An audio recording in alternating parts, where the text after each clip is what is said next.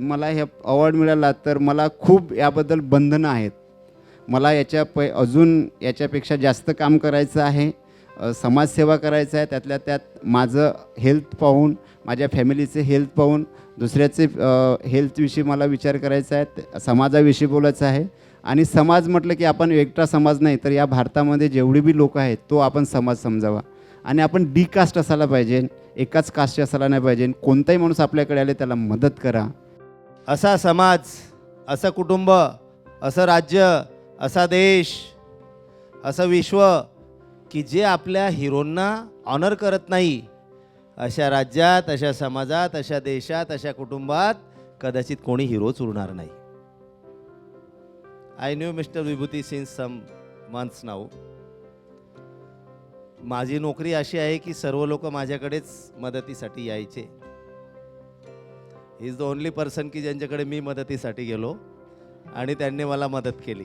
भरपूर सारे लोक आहे की त्यांनी कथा वाचल्या, परंतु माझ्या 14 कथाचं संकलन रवी दलाल यांच्या निवडक कथा म्हणून त्यांचं संकलन कोणी केलं? यांनी केलं. विभूतीचंद्राने. संकलन करणं साधी गोष्ट नाही. माझे हजारो कथा आहेत, कितीतरी पुस्तक आहे, त्याचं संपूर्ण संकलन विभूतीचंद्र गजभीने केलं. आता ते थोड्याच दिवसात ते पुस्तक देखील बाहेर येईल.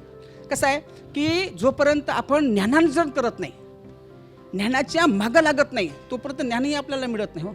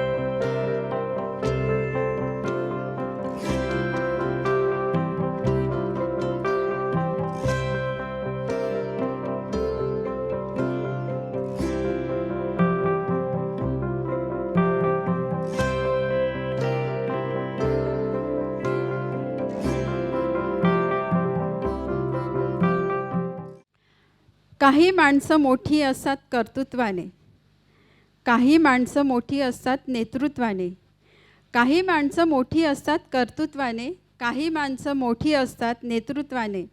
प्रकाशले हे सदन अशा माणसाच्या तेजाने. सत्कार करूयात मान्यवरांच्या आदरभावाने. माननीय विभूतीचंद्र गजबे सर यांचा सत्कार व सन्मान सर्व मान्यवरांच्या हस्ते होईल अशी मी त्यांना विनंती करते. आजच्या या कार्यक्रमाला अनन्यसाधारण अशा प्रकारचं महत्त्व आहे. कारण आज एका आगळ्या वेगळ्या व्यक्तिमत्वाचा या ठिकाणी भावपूर्ण सत्कार होणार आहे. डॉक्टर बाबासाहेब आंबेडकर जयंतीचे औचित्य साधून आदरणीय विभूतीचंद्र गजबे यांना डॉक्टर बाबासाहेब आंबेडकर राष्ट्रीय फेलोशिप अवॉर्ड प्राप्त झालेला आहे आणि त्याबद्दल हा जाहीर सत्कार सोहळा या ठिकाणी आयोजित केलेला आहे. आयोजन समितीमध्ये अंधश्रद्धा निर्मूलन समिती आहे, कास्ट्राईब भूमी अभिलेख संघटना आहे, बहुजन हिताय संघटना आहे, तशीच आमची काटोलून आलेली पथदर्शक साहित्य मंच काटोल ही आयोजन समितीसुद्धा यामध्ये हिरिरीने भाग घेत आहे. आज विभूतीचंद्र गजबे साहेबांचा त्यांच्या सामाजिक, शैक्षणिक, सांस्कृतिक, धार्मिक, राजकीय या सर्व कर्तृत्वाबद्दल सपत्नीक गौरव त्यांचा होतो आहे आणि ही खरोखरच अभिमानाची आणि आनंदाची गोष्ट आहे. त्यांच्या मातुश्रीसुद्धा या ठिकाणी उपस्थित झालेल्या आहेत. या सर्व सुखद क्षणांची आपण भागीदार बनूया. विभूती हा कॉलेजमध्ये शिकत असताना माझ्या हाताखाली तो सामाजिक कार्यात तो सक्रिय झाला आणि आयोजन करण्याची त्याची जी पहिलेपासूनची जी आवड, त्याच्या गावात पण त्याने अनेकदा कार्यक्रमाचे आयोजन केले आणि त्याच्यानंतर तो BSc शिकायला आला आणि माझ्या बायकोचा तो विद्यार्थी. त्याच्यामुळं मी शिको का नाही शिको तो माझाही विद्यार्थी. त्याला मी सामाजिक चळवळीमध्ये जे काही धडे दिलेत तर त्याची आठवण तो नेहमीसाठी ठेवतो. समाज जेव्हा आपला गौरव करतो, आपल्यावरती विश्वास टाकतो आणि आपल्याला पुरस्कार देतो, त्याचबरोबर समाज आपल्यावर जबाबदारी टाकत असतो. आणि जबाबदारी कोणती टाकत असतो? जर बाबासाहेबाच्या नावानं तुम्हाला पुरस्कार दिला तर बाबासाहेब आंबेडकरांच्या चळवळीचं रक्षण करणे आणि बाबासाहेबाच्या चळवळीला पुढे नेणे ही आपल्यावरती समाजाने जबाबदारी टाकलेली आहे. ज्या ज्यावेळी तुम्हाला हे स्मृतिचिन्ह दिसेल त्या त्यावेळी तुम्हाला आठवण राहिली पाहिजे की मला हे स्मृतिचिन्ह काय सांगते आहे. हे सारे लोकांची चेहरे आपल्याला आठवले पाहिजेत की या लोकांच्या समोर मला हे स्मृतिचिन्ह नागपूरने दिलं आणि त्यांनी माझ्यावर ही जबाबदारी टाकली की बाबासाहेब आंबेडकरांची चळवळ मला मागे येऊ देता येणार नाही. पुढे नाही नेता आली तर ठीक आहे, पण कमीत कमी त्याला मागे नेऊ देता येणार नाही. तर ही जबाबदारी विभूतीवरती या पुरस्काराने टाकलेली आहे. आज आपण अशा पिरियडमध्ये आपण हा पुरस्कार विभूतीचंद्र स्वीकारत आहे की ज्यावेळी आपण गुलामगिरीच्या उंबरठ्यावर आहोत. तर बाबासाहेब आंबेडकर जर आज असते तर बाबासाहेब आंबेडकरांनी आज काय केलं असतं? आपल्याला पहिल्यांदा समजून घेतलं पाहिजे की बाबासाहेब आंबेडकर म्हणजे 6 फुटाचा व्यक्ती नाही. बाबासाहेब आंबेडकर म्हणजे फोटो नाही. तर बाबासाहेब आंबेडकर म्हणजे समता, स्वातंत्र्य, बंधुत्व, न्याय, बुद्धिप्रामाण्यवाद ही चळवळ. बाबासाहेब आंबेडकर म्हणजे लोकशाही. बाबासाहेब आंबेडकर म्हणजे या देशाचं संविधान आणि बाबासाहेब आंबेडकर म्हणजे भगवान बुद्धांनी दिलेल्या शिकवणीचं एक प्रतीक. ह्या सगळ्या गोष्टी म्हणजे बाबासाहेब. कुठल्याही व्यक्तीची प्रतिष्ठा जे निर्माण होत असते त्याला जे देवत्व प्राप्त होत असते ते त्यांच्या कर्तृत्वामुळं आणि त्यांच्या विद्वत्तेमुळं होत असते. आणि म्हणून बाबासाहेब आंबेडकरांना स्वीकारत असताना त्यांच्या चळवळीचं आपण नेहमीसाठी स्मरण ठेवलं पाहिजे. आज बाबासाहेब आंबेडकर असते तर बाबासाहेबांना दुःख झालं असतं की या देशातली लोकशाही रसातळाला जात आहे. या देशाचं संविधान पायदळी तुडवलं जात आहे. या देशाचं संघराज्य हे जे पद्धती आहे, शासन पद्धती, ते नाहीशी करून हे अध्यक्षीय प्रणालीकडे झुकत आहे. तर अशा वेळी बाबासाहेब आंबेडकरांनी काय केलं असतं हा प्रश्न आज मला पडतो तसा तुम्हाला पण पडायला पाहिजे. बाबासाहेब आंबेडकरांनी अशा वेळी काय केलं असतं? ते असे म्हणाले, त्यांचं एक प्रसिद्ध वाक्य आहे, गुलामांना गुलामीची जाणीव करून द्या म्हणजे ते स्वतःच बंड करून उठतील. ही जाणीव काही सगळ्यांना नाही आहे. आपल्याला जसं वाटते की सगळेच जागृत आहे, काही जागृत नाही आहे. अजूनही आपण जे पाहतो तो समाज हा झोपेतच आहे. समाज कोणता? तुमच्या समोर फक्त बाबासाहेब ज्या समाजात जन्मास आले तोच समाज असेल तर ही धारणा तुमची चुकीची आहे. बाबासाहेब ना एका जातीसाठी जगले ना एका जातीसाठी त्यांनी कार्य केलं. बाकीचे लोक दूषणं काही पण देवत, पण बाबासाहेब आंबेडकरांचं व्यक्तिमत्व असं होतं की ते राष्ट्रासाठीच जगले. Nation is the first and nation is the last. राष्ट्राच्या शिवाय दुसरं बाबासाहेब आंबेडकरांना काही दिसत नव्हतं. अस्पृश्यतेच्या यातना भोगल्या म्हणून ते काही बदल्याच्या भावनेनं इतर समाजाकडे पाहिलं नाही त्यांनी. अस्पृश्यता नष्ट झाली पाहिजे म्हणून अस्पृश्यांमध्ये स्वाभिमानाची भावना निर्माण करून ते अन्यायाच्या गुलामीच्या विरुद्ध त्यांनी बंड केलं पाहिजे, यासाठी बाबासाहेबांनी त्यांना प्रवृत्त केलं. परंतु बदल्याच्या भावनेनं ते कधी ते वागले नाहीत. विभूतीचंद्र ऋषीनाथ गजबी आहे. त्यांचं जन्मगाव तेलंगखेडी गाव आहे.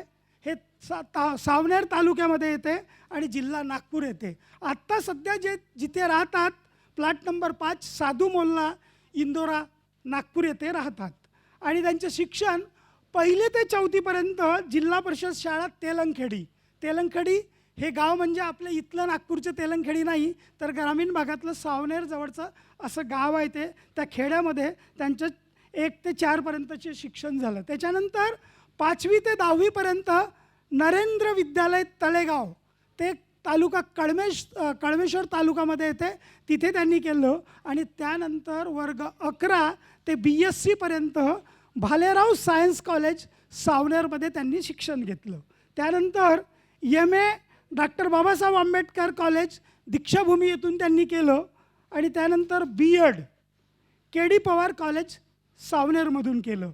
आणि त्याच्यानंतर ते तिथेच थांबले नाहीत तर ITI सुद्धा केलेलं आहे त्यांनी कळमेश्वरच्या ITI मधून, ज्याला शासकीय औद्योगिक प्रशिक्षण संस्था असं आपण चांगल्या याच्यानी त्याला बोलतो. आणि त्याच्यानंतर त्यांनी नोकरी पत्करली. आत्ता सध्या ते जिल्हा अध्यक्ष नागपूर सुशील कुमार शिंदे सोशल फेडरेशन यामधून विविध सामाजिक काम करत आहेत आणि केलेले सुद्धा आहेत.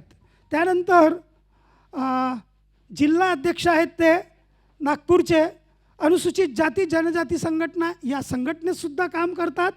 आणि तुम्हाला माहीत आहे की महाराष्ट्र अंधश्रद्धा निर्मूलन समितीमध्ये सुद्धा ते काम करतात. आणि बहुजन हिताय संघाचे ते आजीवन सभासद आहेत.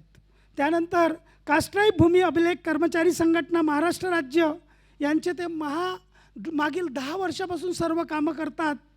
आणि असे त्यांचे वेगवेगळे काम आहेत. कर्मचारी संघटना ही जी आहे गोरगरीब मुलांनासुद्धा त्यातून ते परीक्षेसाठी असो पुस्तकांसाठी असो कुठलीही समस्या असली की कास्ट्राईब संघटना ही सॉल्व करते.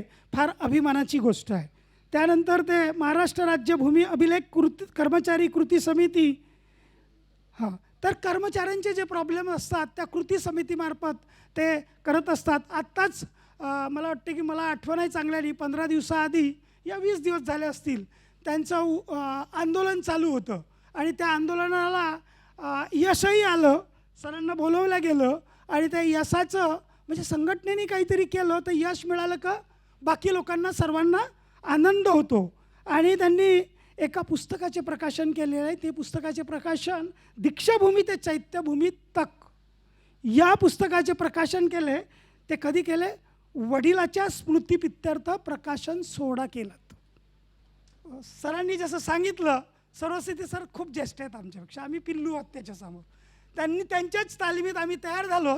आणि जेव्हा मला विभूतीचंद्र गजबी सर मिळाले होते पहिली आमची भेट होती कारण आम्ही आपलं एक ऑफिस होतं उत्तर नागपूरमध्ये आणि त्या रंगारी सरांच्या घरी ऑफिस होतं. सर आलेत, मला काम करायची इच्छा आहे. आणि मी म्हटलं की तुम्ही आधी कुठं काम केलं? तर त्यांनी सांगितलं की मी अशोक सरस्वती सर सोबत काम केलेलं. मला वाटलं अशोक सरस्वती सर हे तर प्रसिद्ध. तुम्ही म्हटलं कधी काम केलं? तुम्ही तर नोकरीला आहात, कधी काम केलं? मग त्यांनी आमची खूप चर्चा झाली, सांगितलं. मी समजलं की तिथे तयार झालेला माणूस आहे, हा आपल्या कामाचा आहे आणि हा संघटनेच्या कामासाठी खरंच येणार आहे. आणि ते आज जेव्हा त्या संघटनेला घेऊन आमच्या महाराष्ट्र अंधश्रद्धा निर्मूलन समिती संघटनेसाठी जेव्हाही काही असलं 2 दिवसानंतर निश्चितच आमची चर्चा होते.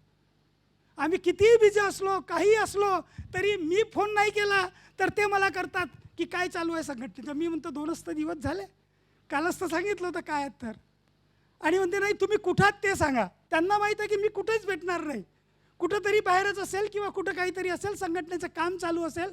मित्रांनो, महाराष्ट्र अंधश्रद्धा निर्मूलन समितीचं सांगतो की उत्तर नागपूर शाखाच नव्हे, नागपूर जिल्ह्याचं काम आजच्या तारखेमध्ये छाती ठोकपणे सांगू शकतो की फार उत्तम काम आहे. कारण की ते उत्तर नागपूरपासून सुरू झालं, म्हणजेच विभूतीचंद्र गजभिये सरांच्या अध्यक्षतेखाली सुरू झालेलं ते काम आजही तितक्या जोमात आहे.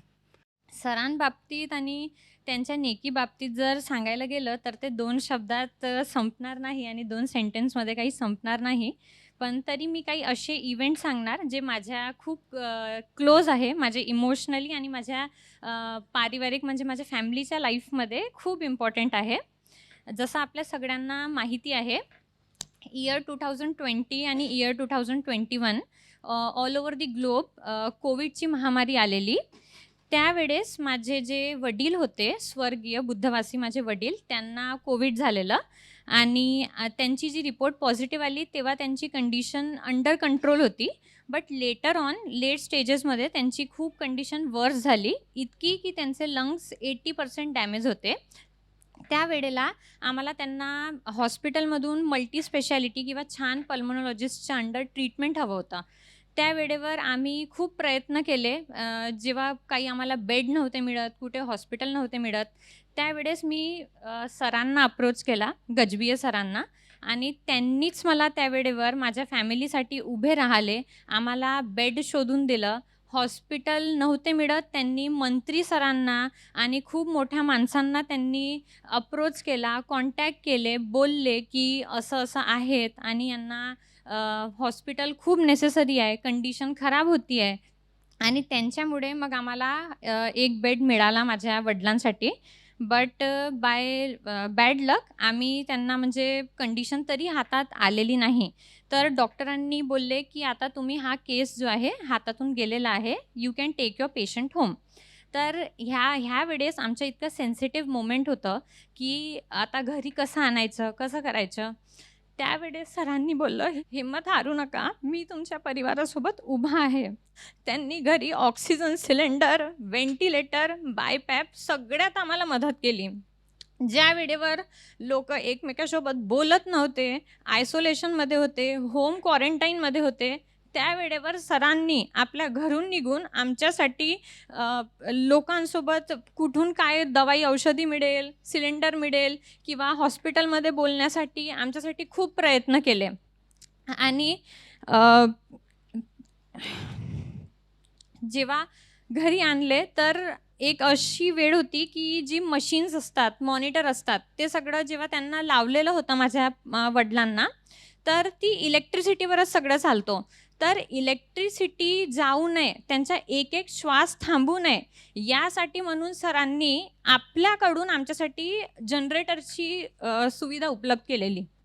आजच मला ही गोष्ट, सरांचा जो धन्यवाद आहे तो सगळ्यांसमोर करायला मिळालं. आम्ही नेहमी त्यांचे हे राहिलो की सर खूप धन्यवाद, खूप धन्यवाद. आणि आज मी खूप ग्रेटफुल आहे की मला हे सगळ्यांसमोर म्हणता येत आहे. आणि आज मी डॉक्टर झाली आहे आणि आता मी समोर मास्टर्ससाठी प्रिपेअर करते आहे.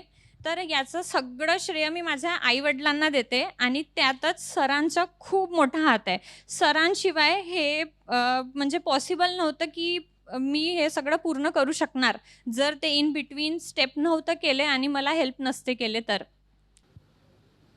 विभूति चंद्र गजबी, इनकी मेरी मुलाकात आज से 24 साल पहले ऐसे समय में हुई थी। मैं उसका थोड़ा जिक्र करना चाहता हूँ। लगभग रात के 7-7:30 बजे होंगे।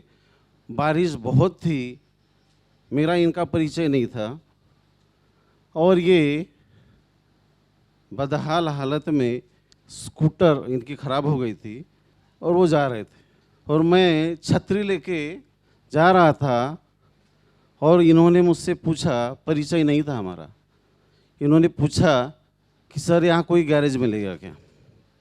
रात का समय था।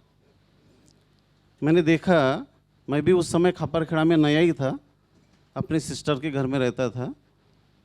मैंने देखा इधर उधर कोई गैरेज नहीं था। मैंने पूछा, आप रहते कहाँ हो? तो उन्होंने बोला तेलंगखेड़ी। मैं बोला यहाँ से कितना दूर है? तो इन्होंने कहा कि 40 से 45 किलोमीटर है। तो मैं बोला ये लड़का उस समय 20-21 साल की उम्र रही होंगी। बोला ये लड़का जाएगा कैसे? मैं इनको अपने घर लेके गया और तब से हमारी दोस्ती अटूट है। हमने साथ में लगभग 2 साल काम भी किया, फिर वो अपने फील्ड में चले गए, मैं टीचरशिप में चला आया। पर हमारा दोस्ताना याराना चालू है। जब कभी ज़रूरत पड़ती है तो मुझे हेल्प करते हैं। जैसा अभी पिछले साल मेरी बेटी का MBBS में एडमिशन के लिए मुझे पैसे नहीं थे, कम थे, तो मैंने बोला, उन्होंने बिल्कुल ये बात पर उन्होंने मेरी हेल्प करी है।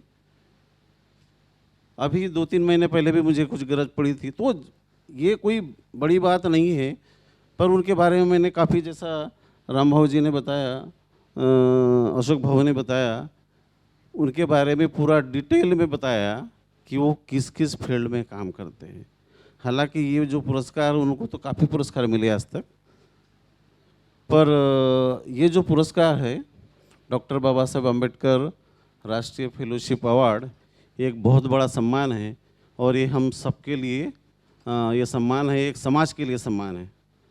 ये विभूति चंद्र, ये जो नाम है, मैं स्कूल में पढ़ाता हूँ और कोचिंग भी चलाई है मैंने, हज़ारों बच्चों को पढ़ाया है। ना ही मुझे कोई बच्चा मिला, ना ही उनके फादर का नाम मिला। सेंसस भी हुआ, ये लोकसभा विधानसभा का इलेक्शन, वहाँ पर भी मैंने काम किया, पर इस नाम का कोई भी व्यक्ति मुझे नहीं मिला।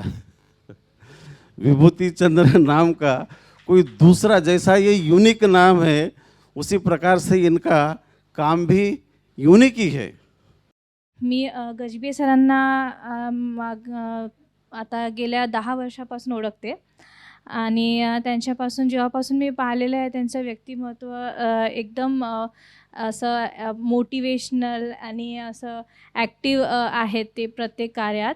आणि माझी जेव्हापासून ओळख झालेली आहे, मी आता तेव्हा शिक्षण घेत होती, तेव्हा गजबे सरांनी मला खूप मदत केली आणि त्यांनी मला प्रोत्साहित केलं. माझं इंजिनिअरिंग झालेलं होतं BE सिव्हिलमध्ये. त्यांनी तेव्हा मला माझा तेव्हा विचार होता एक प्रायव्हेट सेक्टरमध्ये जायचं आणि सामोरं वाळायचं, पण त्यांनी असं एक गाईडलाईन दिली की तुम्ही एवढं एज्युकेशन झालेलं आहे तर तुम्ही कशाला असं बघता, म्हणून तुम्ही MPSC किंवा UPSC किंवा ह्या सगळ्या ज्या आहेत आपल्या सेवेतल्या सर्व्हिसेस तिथं ट्राय करा, तुमचं आहे शिक्षण तेवढं तर. आणि त्यांनी एकदम रूटच चेंज करून दिला त्या टाईममध्ये. आणि त्यांच्या आता डिपार्टमेंटच्या जागा निघालेल्या होत्या, त्यांनी मला एक ॲडवाईस दिलं, त्यांनी मार्गदर्शन केलं त्या टाईममध्ये की तू इथे का नाही बरं ट्राय करत, एवढा अभ्यास आहे, सर्व आहे तर. तर मग मी त्या टाईममध्ये मी इथला भूमी अभिलेख विभागातला पूर्ण फॉर्म भरला आणि सगळं मोटिवेट केलं. मी अभ्यास केला. त्यांनी मला बऱ्याचदा मोटिवेट करायचे की अभ्यास कर, असं आहे, डिपार्टमेंट आहे, तू करू शकते. नाहीतर मी आज एका प्रायव्हेट सेक्टरमध्ये असती, IT सेक्टरमध्ये वगैरे. आणि मग असं करत करत मी आता सध्या भूमी अभिलेखमध्ये एक शासकीय नोकरीमध्ये आहे. Thank you so much sir. Vibhuti Chandra sir के बारे में बताना ऐसा है कि सूरज को रोशनी दिखाना। अभी सभी लोगों ने इतनी सारी बातें बताई है, मुझे नहीं लगता कि मुझे कुछ ज़्यादा बताना चाहिए, बस थोड़ा सा बताऊंगा और इम्पैक्टफुल बताऊंगा। सर का व्यक्तित्व इतना महान है कि उन्होंने संघर्ष इतना किया है और संघर्ष से उन्होंने खुद को इतना बुनाया है और स्टेज पे लाया है कि आज वो हमारे लिए एक मोटिवेशन है।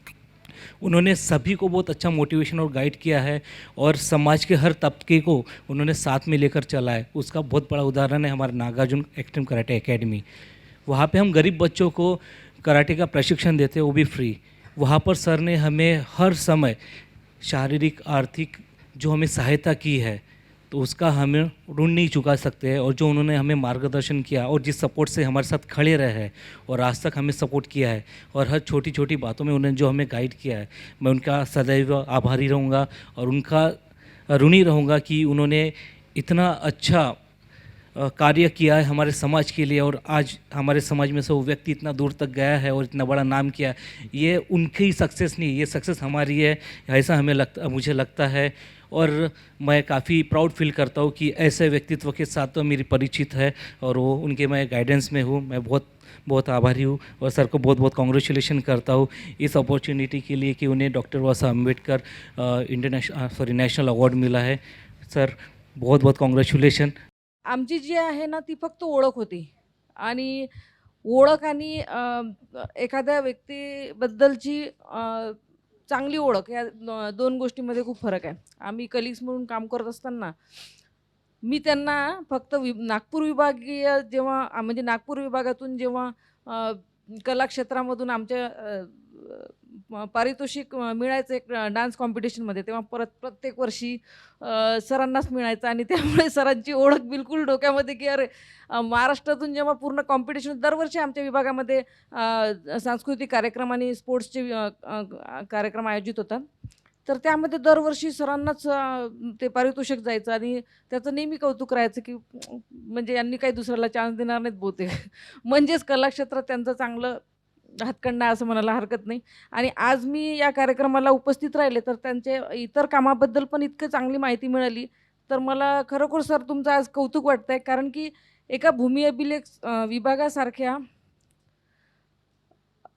म्हणजे आता सरांनी आमच्या विभागाबद्दल थोडंसंही म्हटलं, पण आमच्या विभागामध्ये काय परिस्थिती आहे आम्हालाच माहिती आहे की अतिशय कष्टाचं काम आमच्या विभागामध्ये आहे. मानसिक शारीरिक कष्टाचं असं या विभागामध्ये काम करत असताना स्वतःसाठी वेळ देणे म्हणजे कलाच्या माध्यमातून, तसंच सामाजिक कार्यामध्ये वेळ देणे, आणि ही खरंच खूप मोठी गोष्ट आहे. कारण की आजकाल सगळ्यांना आपला सगळ्यांचा जो कल आहे तो स्ववर आहे, आणि ह्या स्वच्या पलीकडे जाऊन सर सामाजिक कार्यामध्ये आजच्या म्हणजे काय म्हणता येईल त्या धकाधकीच्या जीवनामध्ये वेळ देत आहे. खरंच एक कौतुकाची गोष्ट आहे सर. सरांचा आणि माझा जो एवढ्यात सोबत काम करण्याचा जो अनुभव आहे, त्याच्यातून मी सरांना एक गोष्ट म्हणजे सरांबद्दल एक गोष्ट बोलू इच्छिते की मागच्या 3-4 महिन्यापासून आम्ही कृती समितीच्या माध्यमातून संघटनेमध्ये काम करतो आहे. ते महाराष्ट्र राज्याच्या लेवलला आम्ही कर्मचाऱ्यांच्या प्रश्नाबद्दल, कारण की जे काही आमच्या विभागामध्ये आमच्या कर्मचाऱ्यांची जी काही म्हणजे समस्या आहे त्याबद्दल आम्ही सोबत काम करतो. तर त्या कमिटीमध्ये काम करताना लक्षात आलं की एवढं संयमी नेतृत्व, शांत संयमी नेतृत्व त्या कमिटीला लाभलं, आणि त्याच्यामुळे आमचे जे काही त्या कमिटीच्या मार्फत जे काही निर्णय घेण्यासाठी मदत होते, त्यावेळेस सरांचं जे नेचर आहे त्या म्हणजे शांत आणि संयमी वृत्तीचं, त्याचा खूप आम्हाला म्हणजे फायदा होतो, म्हणजे खूप बेनिफिट होतो. की बरेचदा वैचारिक मतभेद असतात, बरेच गोष्टीचे निर्णय घ्यावे लागतात, त्यावेळेस मग सरांचं ते योगदान त्यावेळेस संघटनेप्रतीचं खरंच मोलाचं असते. असो तरी पण सरांना तरी पण या पुढच्या त्यांच्या पुढील वाटचालीसाठी, कार्यासाठी आणि सामाजिक कार्यासाठी विशेष म्हणजे मी शुभेच्छा देते. जसं सर म्हणाले अशोकभाऊ सरस्वतीजी की दोन्ही मॅडमला ओळखत नाही, पण सर मी सावनेरचीच आहे, सालई सावनेर, तर त्याच्यामुळे तो एक दुवा अजून आहे आपला इथे उपस्थित आहे. तर एक गोष्ट अजून लक्षात आली की सरस्वती सरांचं जे भाषण होतं म्हणा किंवा काही शब्द होते त्याच्यामध्ये ते म्हणाले की जेव्हा बाबासाहेबांना आपण ऐकतो किंवा बाबासाहेब म्हणजे काय असं जेव्हा लक्षात येतं तर त्यांनी 2-3 शब्द सांगितले. मी माझ्याकडून 3 शब्द त्याच्यात ॲड करू इच्छिते. एक म्हणजे सगळ्यात पहिले जी आमच्यासाठी फार महत्त्वाची आहे लेडीजसाठी ती म्हणजे समानता. बाबासाहेब म्हणजे समानता, बाबासाहेब म्हणजे न्याय आणि बाबासाहेब म्हणजे संघटना आणि संघर्ष हे मला वाटतं. आणि हे प्रत्येक ठिकाणी आपल्याला आपल्या आयुष्यामध्ये प्रत्येक ठिकाणी तुम्हाला ना या चार गोष्टींची गरज पडते म्हणा किंवा तुमच्यामध्येही असणं गरजेची आहे. त्याच्यामुळे सरस्वती सरांचं नाही का अनुभव मला फार चांगला वाटला. धन्यवाद सर. मी पहिल्यांदाच त्यांना ऐकलं. तर हा एक अनुभव आहे. आणि राहिले आपले सत्कार मूर्ती यांच्याबद्दल ना मी म्हणजे एक वेगळ्याच ॲस्पेक्टमध्ये आज आलेली की सरांच्या पुस्तकाचं विमोचन आहे प्रकाशन आहे. दुसरं की सरांना एक मोठा प्रेस्टिजियस अवॉर्ड मिळालेला आहे. तर त्याच्याबद्दल आपण सरांना अभिवादन करणार आणि मी एक हेल्थ टॉकवर बोलणार जे मी नेहमी काम करते. पण इथे आल्यावर मला समजलं की या माणसाचा ना वेगवेगळे पैलू आहेत. एक एक पैलू उलगडला गेला आणि आम्हाला नव्यानेच नाही का गजभिये सर समजले. तर त्याच्यामुळे मी कार्यक्रमाला बोलवलं त्याच्याबद्दल खूप खूप धन्यवाद सर. आता जर प्रसंग आपण ऐकायचे झाले ना तर 2च प्रसंग मला आठवतात सरांचे. एक म्हणजे त्यांनी आम्हाला म्हटलं होतं की माधवबागच्या बॅगवर ना माझा फोटो टाका ब्रँड ॲम्बॅसिडर म्हणून. तर आम्ही ते नाही का लक्षात घेतलं आहे. दुसरी गोष्ट म्हणजे दोघंही म्हणजे सपत्नीक सर आणि मॅडमचं एक आहे की काही असो चेहऱ्यावर ना असे ना चिंतेचे भाव कधीच दिसत नाही. म्हणजे मला क्लिनिकमध्ये बरेच पेशंट म्हणतात की तुम्ही कशा हसऱ्या राहता. तर मी एक डायलॉग त्यांना मारते प्रत्येक वेळेस की माझ्यासमोर दुःखी लोक येतात तर मला थोडंसं नाही का सुखी दिसणं गरजेचं की हास्यास्पद दिसणं गरजेचं आहे. तसं या दोघांना पण म्हणजे डॉक्टरांना पण कधी कधी गुड एनर्जीची गरज पडते ना तर हे दोघं आले ना तर आमचं वातावरण वेगळं असतं. त्याच्यामुळे हे 2 अनुभव मला शेअर करायचे होते. जेव्हा आपण बघतो ना की आरोग्यासंदर्भात तर प्रत्येक वेळेस ना शरीराच्या आरोग्याबद्दल आपण बोलतो. मनाच्या आरोग्याबद्दल फार कमी बोललं जातं. त्याच्यामुळे मनाचं आरोग्य आणि शरीराचं आरोग्य हे दोन्ही महत्त्वाचे आहे.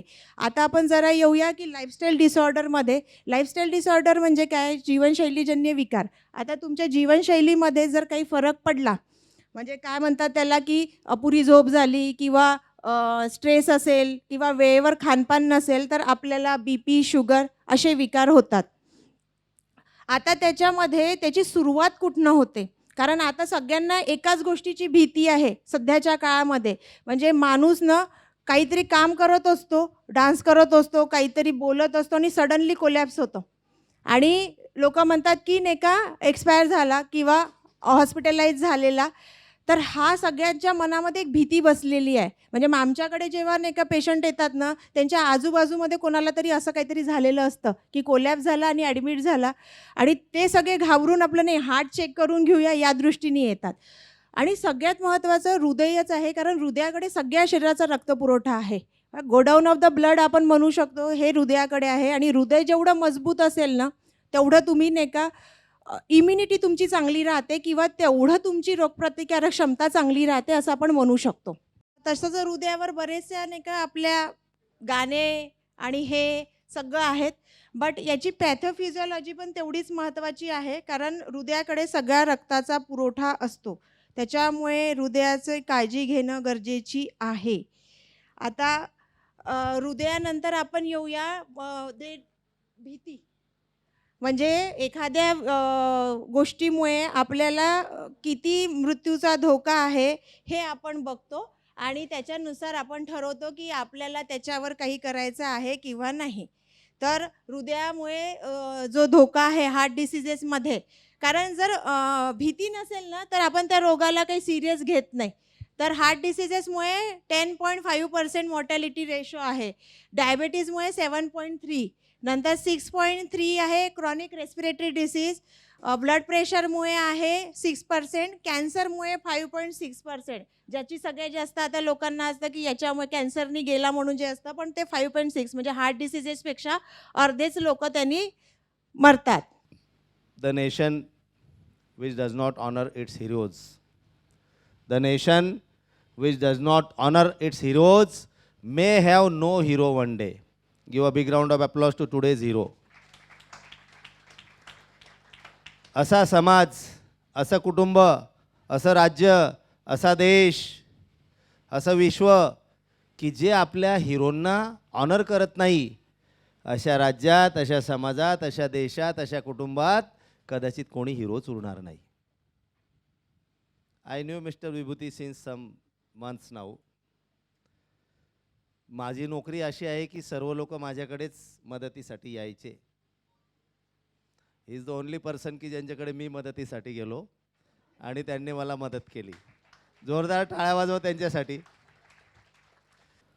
He is a man of different kind of leadership abilities.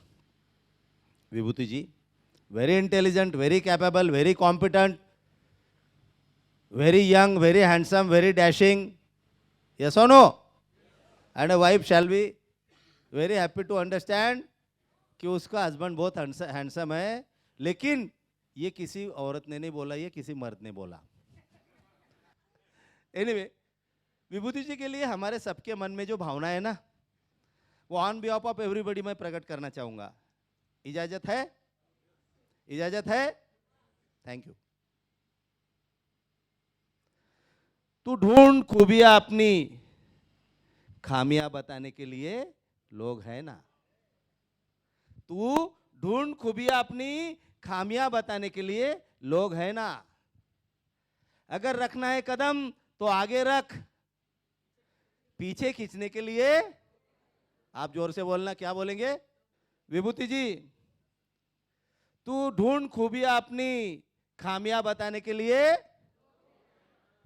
अगर रखना है कदम तो रख आगे, पीछे खींचने के लिए. अगर करना है प्यार तो खुद से कर, नफरत करने के लिए. तू जुनून की चिंगारी भड़का अपने अंदर, जलने के लिए. तू देख सपना ऊंचा, नीचा दिखाने के लिए. This is an age of social media, 21st century, modern age, an age of educational, social, technical, technological, electrical and other kind of advancements and progress. An age of Facebook, age of Twitter, Instagram, WhatsApp, Signal, Snapchat and whatnot. An age of appreciations, views, likes, subscriptions, yes or no? But respect or appreciation cannot be demanded, it has to be commanded. और जब तालियां बजाओगे ना तो तालियां पाओगे. ताई, अबे तालियां बजाओ इनके लिए जोरदार. तो ये बातें मैं आपके साथ इसलिए करना चाहता हूं कि आखिरी में विभूति जी के लिए क्या बोलना चाहूंगा. तू कुछ कर ऐसा, तू कर कुछ अलग ऐसा कि लोग कहे यही है, और करने के लिए है तू, तालियां बजाने के लिए लोग है ना. जर आपल्याला कार्य करायचं असेल तर आपण कुटुंबासोबत सहकार्य करूनच कार्य करायला पाहिजे. आणि सर्वप्रथम आपलं जे शरीर आहे ना, हे शरीरच महाबोधी विहार आहे, एक मस्जिद आहे, एक खूप मोठं मंदिर आहे. याच्यामध्ये जो आपला आत्मा बसतो ना, तोच खूप मोठा आहे, पण आपण त्याच्याकडेच दुर्लक्ष करतो. सर्वप्रथम आपण आपल्या शरीराकडेच लक्ष द्यायला पाहिजे, त्याची चांगल्याप्रमाणे निगा करायला पाहिजे. आणि सर्वप्रथम आपण आपली सोय करायला पाहिजे, आपण समृद्ध बनायला पाहिजे.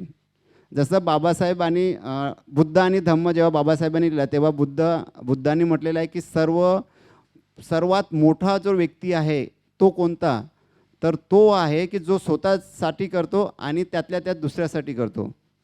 म्हणजे तो खूप मोठा माणूस असतो. नाही तर जो दुसऱ्यासाठी करतो ना, तो 3rd नंबरवर आहे, आपल्यासाठी करत नाही. आणि जो काही करत नाही, लोकांसाठी करत नाही, आपल्यासाठी करत नाही, तो 4थ्या नंबरचा माणूस आहे. म्हणजे तो माणूसच नाही आहे. म्हणून आपण काय करायचं, आपण स्वतः चांगलं राहायचं, आपण स्वस्थ राहायचं, आपण एज्युकेट करायचं, आपण आपली आर्थिक स्थिती चांगली करायची, तरच आपण दुसऱ्याची आर्थिक स्थिती मदत करू शकतो. हे खूप महत्त्वाचं आहे. आणि जर आपण त्याप्रमाणे आपली आर्थिक स्थिती चांगली असली, आपली जर हेल्थ चांगली असली, तर लोकही आपल्याला नाव ठेवत नाही. नाही तर मग याची आर्थिक स्थिती नाही आणि हा समाजसेवा करतो, मग या समाजसेवा म्हणून तो काही करत असेल, हाच निरोगी म्हणजे रोगी भरलेला आणि हा निरोगाचं सांगते. म्हणून ते तुम्हाला तेवढंच सांगतो की बाबा आपण पहिलं आपलं पाहायचं, आपलं पाहायचं, आपल्या परिवाराचं पाहायचं आणि त्यानंतर लोकांचं पाहायचं. हे एक मी तुम्हाला सांगतो. हा पुरस्कार मला मिळाला तर या मागचं जे खूप मोठं जे योगदान आहे ते माननीय आपले रवी दलाल साहेब आहेत. त्यांच्यासाठी जोरदार तुम्ही टाळ्या वाजवा. त्यांनी मी जे हे कार्य करत होतो तर तेव्हा ते म्हणत होते की तुम्ही पाठवा, तुमचा बायोडाटा पाठवा, तुम्ही काय काय कार्य करता, काय काय नाही करता पाठवा. पण माझ्याकडे वेळ नव्हता. आम्ही भूमी अभिलेखमध्ये दीपाली मॅडमनी सांगितलं आहे की भूमी अभिलेखमध्ये खूप कामं असतात. पण तेवढ्यामधूनही मी त्यांना 2-3 वर्ष झाले बायोडाटा पाठवत होतो आणि मग मला त्यांनी सुखद धक्का दिला की अरे सर म्हणे तुमचं सिलेक्शन झालं. म्हणजे तुमचं जे बायोडाटा पाठवलेला आहे त्या बायोडाटामुळे तुम्हाला जे बी आमचे अध्यक्ष सचिव आहे 22 लोक असतात तिथे, 22 लोक, त्यामधून त्यांनी म्हटलं की बाबा तुमचं सिलेक्शन झालं. तर धन्यवाद सर. सर्व माझ्याविषयी ज्यांनी कृतज्ञ म्हणजे इथे बोलून दाखवल्या त्यामध्ये अक्षय सर आहे, आमचे बाबूलाल खोब्रागडे सर आहेत, अनुष्का मॅडम आहेत, वैष्णवी मॅडम आहेत, त्यांचे धन्यवाद. इथे मंचकावर बसलेले सर्वांचे धन्यवाद मानतो. आणि माझे गुरु BSCच्या गुरु मॅडम आहेत डॉक्टर सरस्वती मॅडम, डॉक्टर प्रतिभा चिचखेडे, सरस्वती आणि इंगळे मॅडम. तर एवढंच बोलतो. तुम्ही सर्व इथे उपस्थित राहिले, मला ऐकून घेतलं, माझं कौतुक केलं. पण हे कौतुक कसं माझ्यासाठी आता खूप म्हणजे जबाबदारी असल्यासारखी वाटते की मला हे अवॉर्ड मिळाला तर मला खूप याबद्दल बंधनं आहेत. मला अजून याच्यापेक्षा जास्त काम करायचं आहे, समाजसेवा करायचं आहे. त्यातल्या त्यात माझं हेल्थ पाहून, माझ्या फॅमिलीचे हेल्थ पाहून, दुसऱ्याचे हेल्थविषयी मला विचार करायचा आहे, समाजाविषयी बोलायचं आहे. आणि समाज म्हटलं की आपण एकटा समाज नाही, तर या भारतामध्ये जेवढे बी लोक आहेत तो आपण समाज समजावा. आणि आपण डी कास्ट असायला पाहिजे, एकाच कास्टचे असायला नाही पाहिजे. कोणताही माणूस आपल्याकडे आले त्याला मदत करा. माझे जर मित्र पाहिले तर माझे लहानपणापासून तर मोठे पण मित्र आहे. एक माझा मित्र आलेला आहे यावर, त्रिपाठी सर आ जाइए, मेरे दोस्त है वो, बहुत पुराने दोस्त है, एडवोकेट त्रिपाठी सर. सर आइए ना सर, इधर आइए ना प्लीज़. इनके लिए जोरदार तालियां बजाओ. और मेरे सबसे छोटे दोस्त है कैवल्य, आ जा बेटा. मेरा ये सबसे छोटा दोस्त कैवल्य और मेरे सबसे बड़े दोस्त जो है वो है त्रिपाठी सर.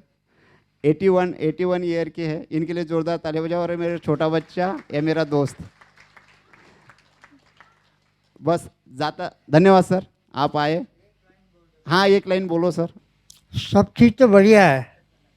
हम जो काम करते हैं, मैं प्रैक्टिस करता हूँ, कभी गुस्सा आता है, क्या चॉकलेट खिला देते हैं कि कोई झगड़ा नहीं करता.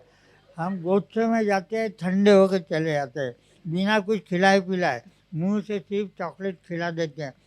ऐसे गजबीर साहब है, इनकी जो जो अचीवमेंट्स है मैं नहीं जानता था.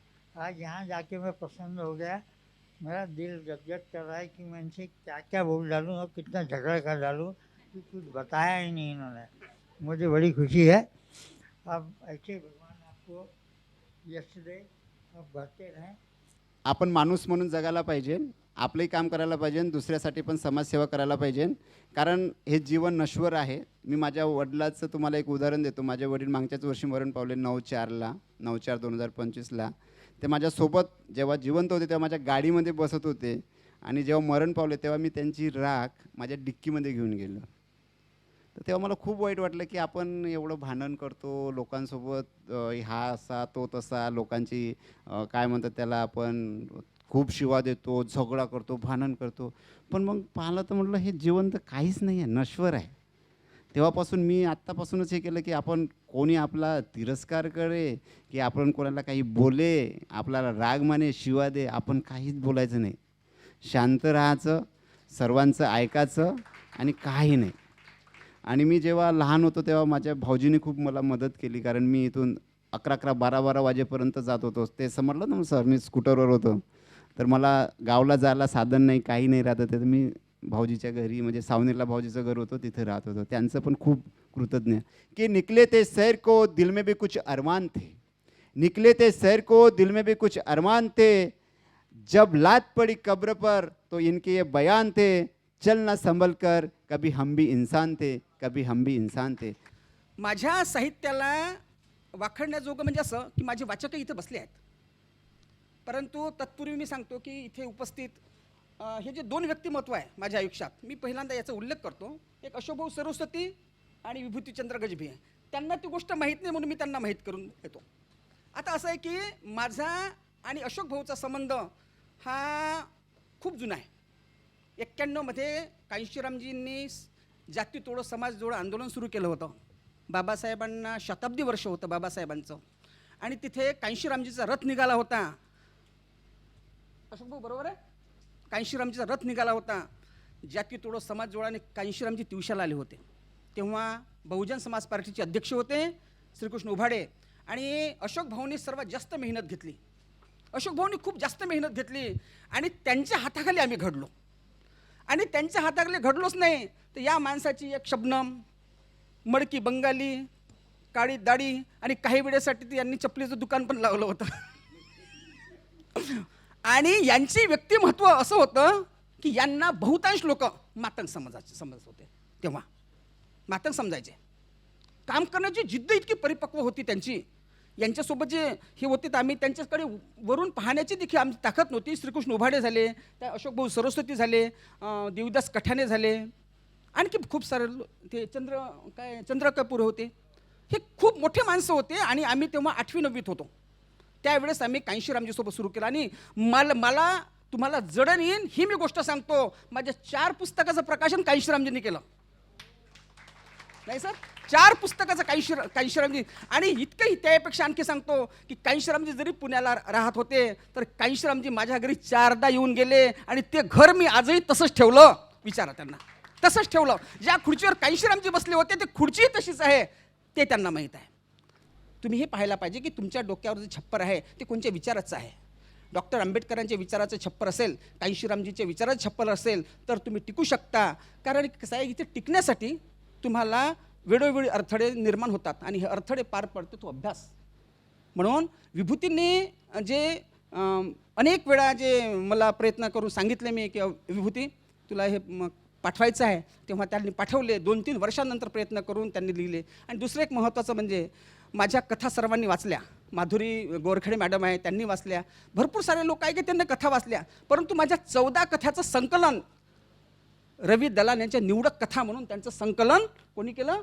यांनी केलं, विभूतीचंद्राने. संकलन करणं साधी गोष्ट नाही. माझे हजारो कथा आहेत, कितीतरी पुस्तक आहे, त्याचं संपूर्ण संकलन विभूतीचंद्र गजभिने केलं. आता ते थोड्याच दिवसात ते पुस्तक देखील बाहेर येईल. कसं आहे की जोपर्यंत आपण ज्ञानार्जन करत नाही, ज्ञानाच्या मागं लागत नाही, तोपर्यंत ज्ञानही आपल्याला मिळत नाही. हो, म्हणून मी तुम्हाला एक शेवटचं उदाहरण सांगतो की, आणि मग माझं भाषण बंद करतो. एक फुल विक्रेता असते. हा फुल विक्रेता फुलं विकून खूप मोठा होतो, आणि मग याला असं वाटते की मला आता अमेरिकेला जायला पाहिजे. आता या भारतामध्ये राहून काही फायदा नाही, मला अमेरिकेला जायला पाहिजे. म्हणून हा एअरपोर्टवर जातो. एअरपोर्टवर गेल्यानंतर तो मॅडमला विचारतो की मॅडम मला अमेरिकेला जायचं आहे, तिकीट मिळेल काय? तर मॅडम म्हणते नाही, तुला तिकीट कशी मिळेल? अरे तुला इंग्लिश येते का?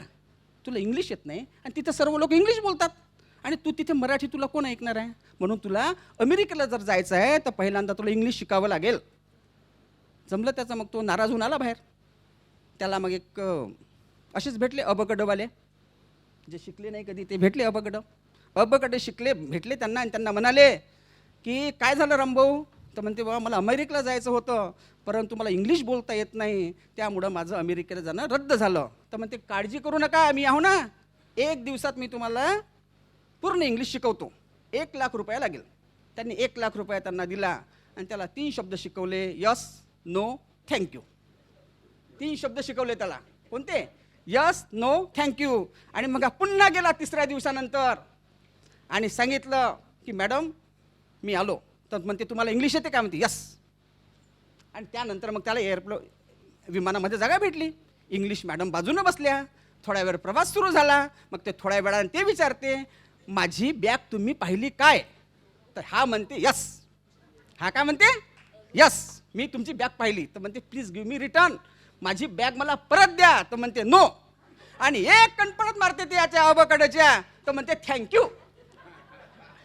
असा अबकडेचा प्रवास आहे. म्हणून या प्रवासापेक्षा वर आम्हाला जायचं आहे. मुद्दत नरगिस अपनी बेनूरी पे रोती है, मुद्दत नरगिस अपनी बेनूरी पे रोती है, और बड़ी मुश्किल से चमन में होते हैं दीदावर पैदा. आदरणीय मंच आणि ह्या मंचावर नवरत्नांची खाणच जणू आज इथे उपस्थित आहे. आणि आदरणीय श्री विभूतिचंद्र गजभिये यांना जी फेलोशिप मिळाली आहे त्याबद्दल आज जो सत्कार सोहळा आणि काही मान्यवरांची इथे सत्कार झालेले आहेत. आज ह्या कार्यक्रमाला आवर्जून उपस्थित डॉक्टर रवीजी दलाल, माननीय अशोकभाऊ सरस्वती, माननीय रामभाऊजी डोंगरे, माननीय डॉक्टर अशोकजी बाबुल, डॉक्टर कीर्ती मिरचे मॅडम, दीपालीजी मुरमुटे, ह्या समस्त मान्यवरांचं आजच्या प्रसंगी यांनी आपला अमूल्य वेळ दिला म्हणून त्यांचं मी मनस्वी आभार मानतो. आणि सगळ्यात महत्त्वाचं, ह्या कार्यक्रमाला अत्यंत जिव्हाळ्याने, अत्यंत आपुलकीने, अत्यंत स्नेहाने जी आप्तमंडळी, जी आप्तगण, मी मित्र म्हणणार नाही, ही जी आप्तगण इथे आज आवर्जून उपस्थित झालेली आहे, त्यांचे सर्वस्वी मी आज मनापासून इथे आभार मानतो.